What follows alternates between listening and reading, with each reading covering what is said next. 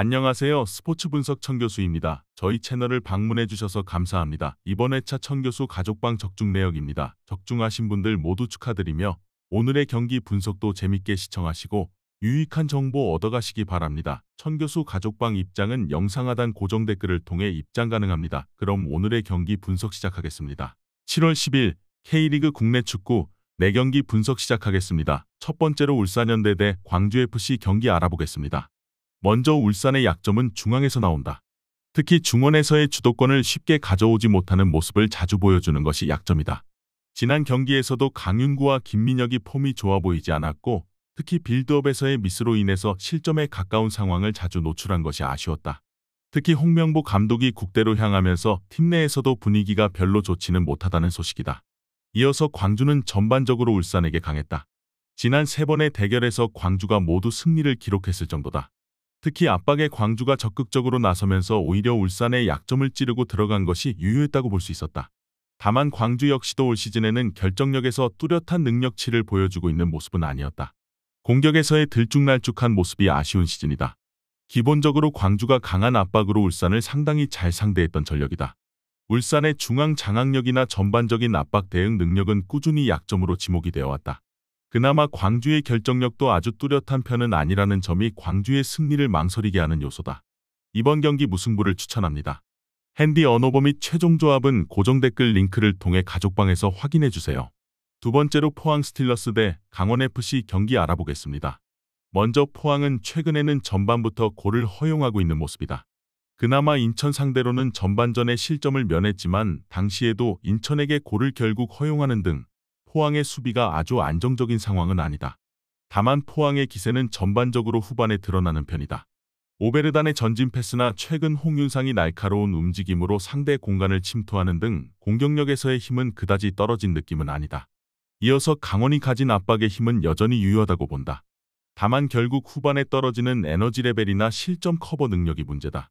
올 시즌 전반에는 2경기 단 1골 정도의 실점률을 기록하고 있지만 후반에는 1골의 실점을 경기마다 평균적으로 내주고 있다. 장마철이고 강원도에서 포항으로 넘어가는 꽤 긴 일정도 강원 입장에서는 부담이 될 것으로 보인다. 기본적으로 포항도 최근에는 실점의 빈도 자체가 꽤 잦은 상황이다. 하지만 후반전에 강한 면모가 있고 강원 역시 에너지 레벨이 떨어지는 후반에는 압박 강도와 수비적인 집중력이 떨어진다. 적어도 포항이 최근 득점력에서는 문제를 드러내는 모습은 아니다. 이번 경기 포항 스틸러스 승을 추천합니다. 핸디 언어버 및 최종 조합은 고정 댓글 링크를 통해 가족방에서 확인해주세요. 경기 분석 잘 보고 오셨나요? 다음 경기 분석 보시기 전에 천교수 가족방 입장하시는 법 안내해드리도록 하겠습니다. 첫 번째로 영상 하단 댓글을 클릭해주세요. 두 번째로 링크를 클릭하신 후 세 번째로 채팅 참여하기 클릭하셔서 문의 주시고 답장 기다려주시면 됩니다. 남은 영상 유익한 정보 얻어가시길 바라며 이어서 다음 경기 분석 시작하겠습니다. 세 번째로 전북현대 대 제주FC 경기 알아보겠습니다. 먼저 전북은 여전히 늪에서 빠져나오지 못하고 있다. 김두현 감독이 꼴찌를 탈출하기 위해서 상당히 실리적인 접근을 하기도 하는데 공격도 수비도 모두 애매해진 상태다. 특히 지난 경기에서는 홍정호가 나온 상황에서도 2골의 실점이 나오는 등 여전히 새 판을 짜야 하는 전북의 수비진은 구멍이 가득한 상태다. 사실 역습 성향에서도 윙어들에게 전개를 맡기는 듯한 성향이 강해 다른 팀들이 대응이 어렵지 않다는 평이다. 이어서 제주는 서울이 어느 정도 패착을 두어준 덕에 3대2로 승리를 기록했다. 투톱 전술이 제주에게 중원에서의 자유를 어느 정도 부여한 것이다. 하지만 제주의 전개는 이탈로가 막히면 거의 할 수 있는 것이 없다는 평이 중론이고 지난 라운드 기준으로도 중원에서의 패스 수치는 11위에 그치기도 했다. 사실 이탈로도 공격에서의 정권을 가지기에는 타박한 면모가 강하다는 평이다. 이 때문에 투톱 중 한 명이 너무 많은 부하를 가지게 되는 등 부작용이 크다. 전북의 현재 기조 자체가 애매한 상황이라고 보고 있고 제주 역시 지난 경기에서의 득점력을 재현하기에는 중앙에서의 전개 능력이 상당히 투박한 편이다.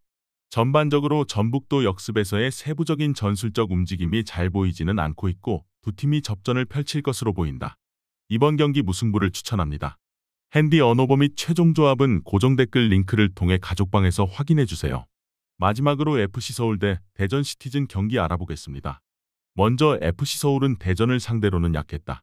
특히 지난 경기에서 투톱을 세웠다가 미드필더 장악력이 떨어진 것이 제주전 패배로 이어지기도 했는데 대전을 상대로도 비슷한 면모를 보여주던 편이다. 특히 대전이 미드필더에서의 강한 압박으로 승부를 보는 편이라서 서울이 최근 오전에서는 대전에게 1승도 거두지를 못했다. 물론 대전도 황선홍 체제에서 새 판을 짜고 있다고 봐야 하지만 여전히 공격적인 전술을 선호하는 편이다. 이어서 지난 경기에서는 대전의 낭보가 있었다.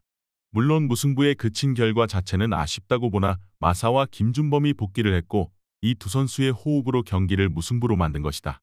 황선홍 감독이 공격진 뎁스 때문에 부임 이후에 상당히 어려움을 토로하기도 했지만 현재는 복귀자들이 많은 점이 대전에게는 상당히 긍정적인 소식이라고 할 수 있을 것 같다. 기본적으로 서울이 대전 상대로는 약한 편인데 서울의 미드필더 역량이 투톱을 가동하는 공격적인 상황에서는 문제가 되는 편이다. 대전 입장에서도 여전히 공격적인 전술을 선호하는 편이기도 하고 지난 경기에서는 마사와 김준범의 복귀와 공격 포인트 기록 등 뎁스 면에서는 꽤 좋아진 것이 눈에 띈다. 치열한 공방전이 예상되지만 최근 경기력을 토대로 서울이 조금 더 우세할 것으로 보인다. 이번 경기 FC서울 승을 추천합니다. 핸디 언어버 및 최종 조합은 고정 댓글 링크를 통해 가족방에서 확인해주세요.